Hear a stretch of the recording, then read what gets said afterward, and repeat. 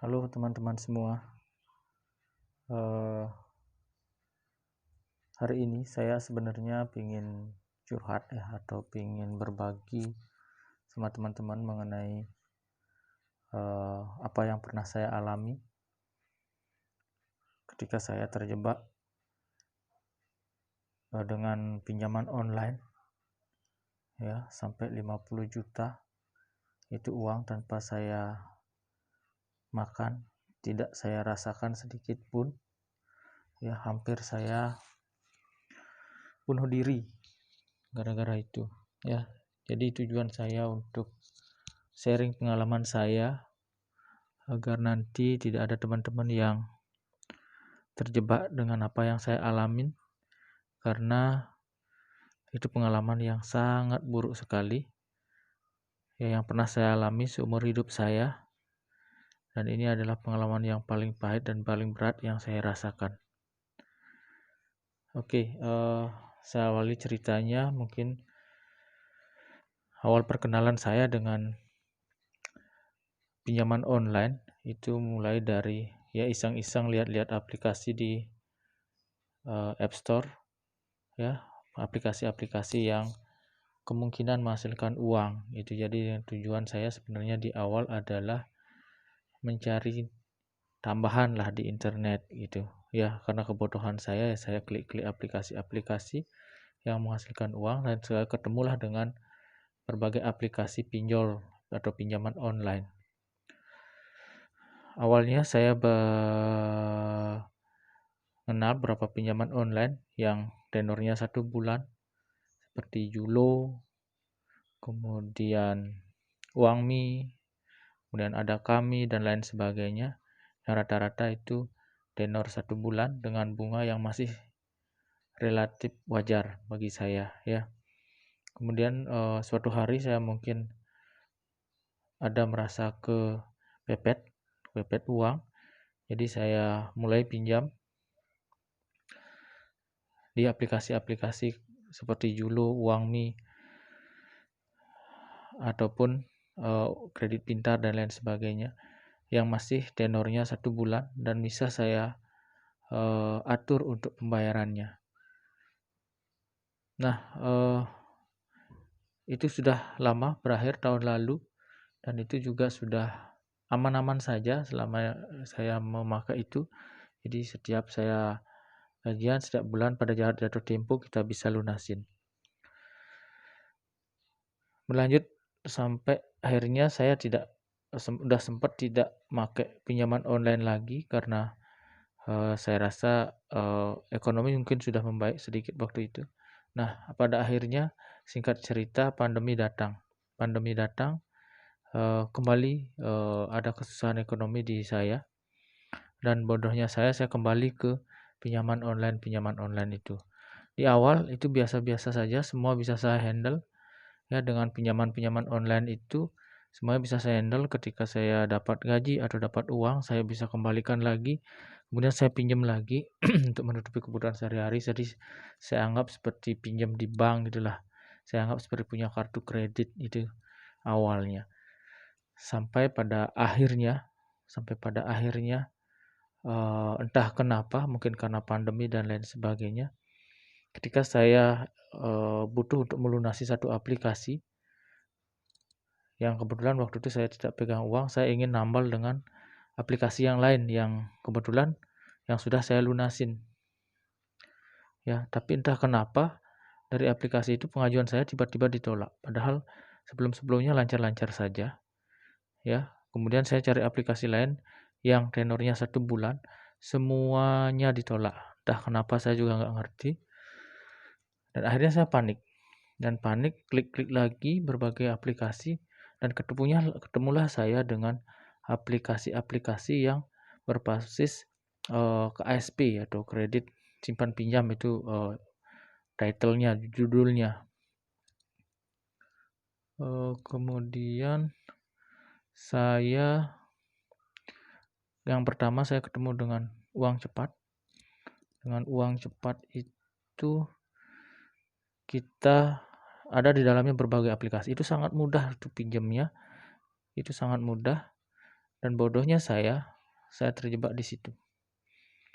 Terjebak di satu aplikasi itu. Dalam satu aplikasi ada berbagai aplikasi. Dalam satu aplikasi itu kita dikasih tenor sekitar sampai 5 juta, sampai 6 juta. Dan ternyata di dalam aplikasi itu yang bukan aplikasi tersebut yang ngasih kita pinjaman, tapi aplikasi-aplikasi lain turunannya ada di dalamnya, kayak aplikasi beranak aplikasi. Jadi ketika kita klik satu aplikasi, di situ tertulis tenornya 91 hari dengan bunga 0,05%.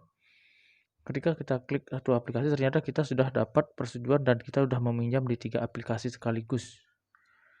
Di 3 aplikasi sekaligus, dengan penipuannya adalah, bohongnya adalah 91 hari itu dibagi 3. Ya, tenor pertama itu adalah 7 hari. Dan pelunasan bisa dilakukan 7 hari, dan pelunasan itu harus 7 hari, dan sisanya itu yang lagi 18.000 sampai genap 91 hari itu lunas kalau kita sudah menyelesaikan di 7 hari. Singkat cerita, saya klik satu aplikasi, ternyata saya disetujui 3 aplikasi dengan pinjaman 1.200.000 per aplikasi, tapi yang kita dapat 840.000. Jadi totalnya dapat 840.000 kali 3 saya minjem dapat uang, tapi saya harus membalikan 3.600.000 dengan tenor cuma 7 hari. Kemudian yang lebih parah lagi, belum sampai 7 hari, di hari keempat atau kelima kita sudah ditagih dengan berbagai alasan, sistem maintenance ataupun ada kesalahan ataupun dan lain sebagainya. Kita dipaksa untuk bayar di hari kelima dengan berbagai iming-iming kemudahan dapat pinjam lagi. Itu artinya kita sudah dipalak begitu saja dengan bunga yang sekian ratus ribu, hanya dengan 5 hari mereka sudah ngambil uang kita, ya, dalam 5 hari. Dan di hari ke-6 kita sudah diancam-ancam, disebarkan data dan lain sebagainya. Kemudian di hari H jatuh tempo, kita tidak boleh lewat dari jam 12 siang untuk membayarnya. Kita tidak boleh lewat dari jam 12 siang, sudah diancam dengan penyebaran data dan lain sebagainya. Sampai akhirnya saya panik lagi. Saya hajar lagi dengan aplikasi lain. Dan rata-rata tenor 7 hari. Pada akhirnya saya terjebak di lebih dari 10 aplikasi. Dengan kasus yang sama seperti yang tadi. Satu klik 3 aplikasi setuju dengan tenor 7 hari. Bisa dibayangkan ketika 7 hari dengan sistem yang sama, 5 hari sudah ditagih. Akhirnya saya setiap hari dapat teror. Setiap hari diteror terus dengan berbagai macam alasan, dan saya sudah kehabisan aplikasi lagi untuk meminjam.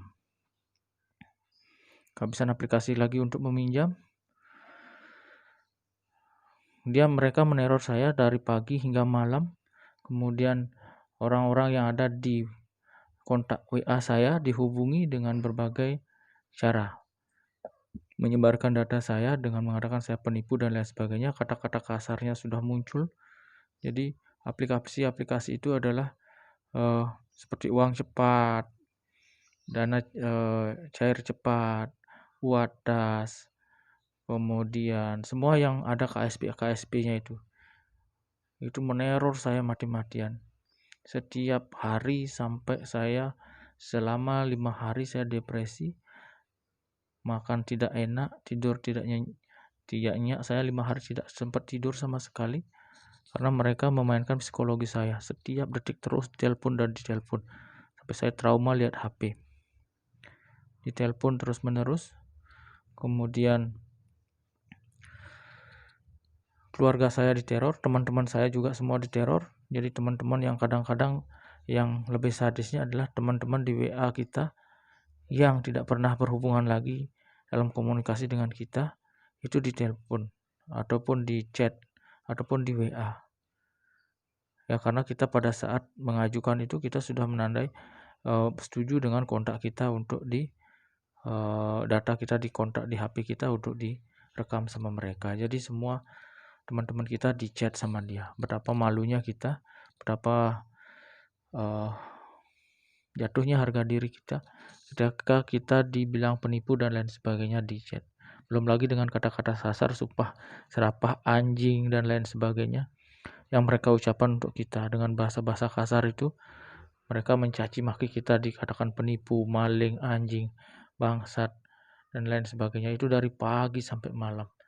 Saya sampai depresi dan akhirnya saya putuskan, ketika saya cek semua aplikasi itu sampai 50 juta, saya tak sadar. Dalam hanya 7 hari, saya akhirnya meminjam dengan jumlah total hampir 50 juta lebih. Dan itu uang tidak saya makan, itu hanya untuk sambil tambal sulam untuk aplikasi-aplikasi saya sebelumnya. Kemudian akhirnya saya sudah stuck, saya stres, saya frustasi, bingung, dan lain sebagainya. Itulah pada akhirnya saya ingin memutuskan untuk bunuh diri. Karena saya sudah tidak mampu lagi untuk menghadapi ini semua. Saya sampai padatkan untuk bunuh diri. Saya sudah ngomong sama istri saya, dan istri saya juga udah stuck, sedih, stres, frustasi, depresi, dan lain sebagainya. Kami putuskan untuk oke, kita bunuh diri bersama.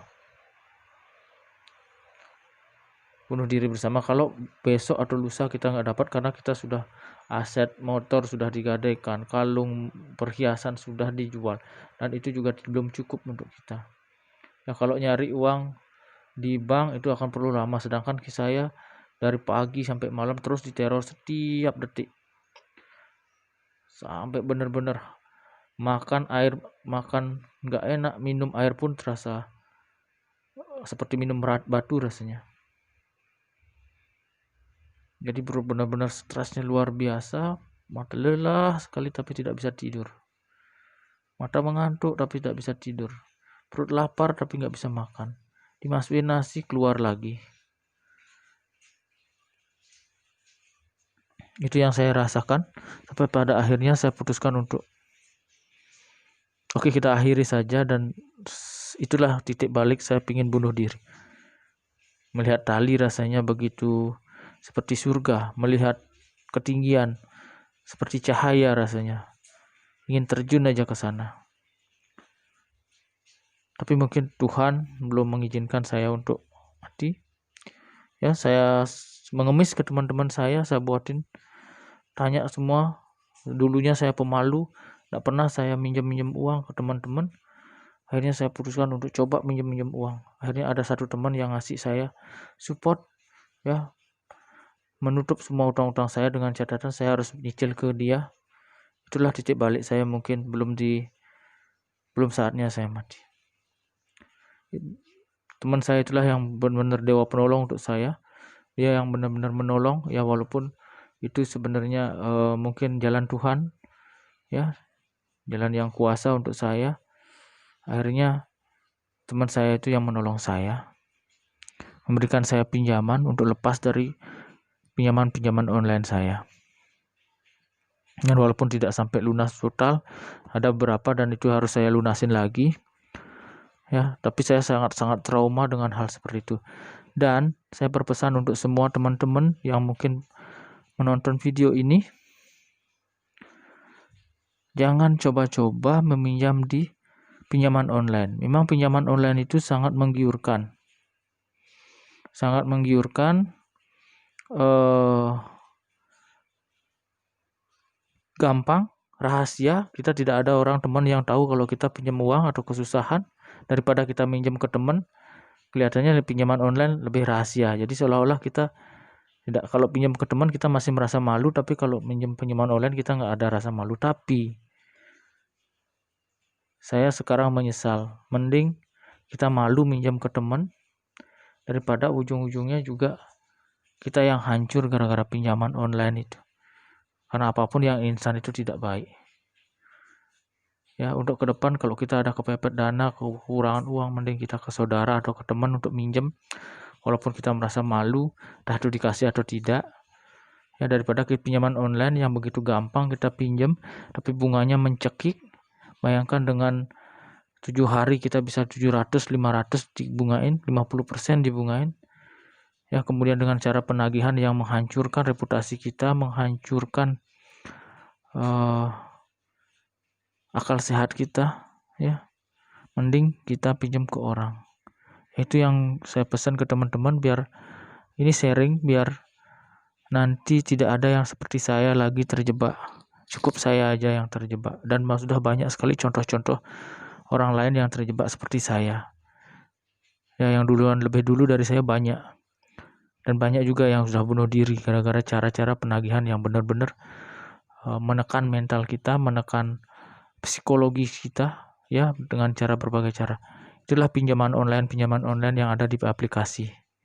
Jadi hanya itu yang bisa saya sharing ke teman-teman, semoga bermanfaat. Jadikan pengalaman buruk saya, pengalaman ini sebagai cerminan untuk teman-teman semua, agar tidak mengalami hal yang sama seperti saya. Itu saja, terima kasih.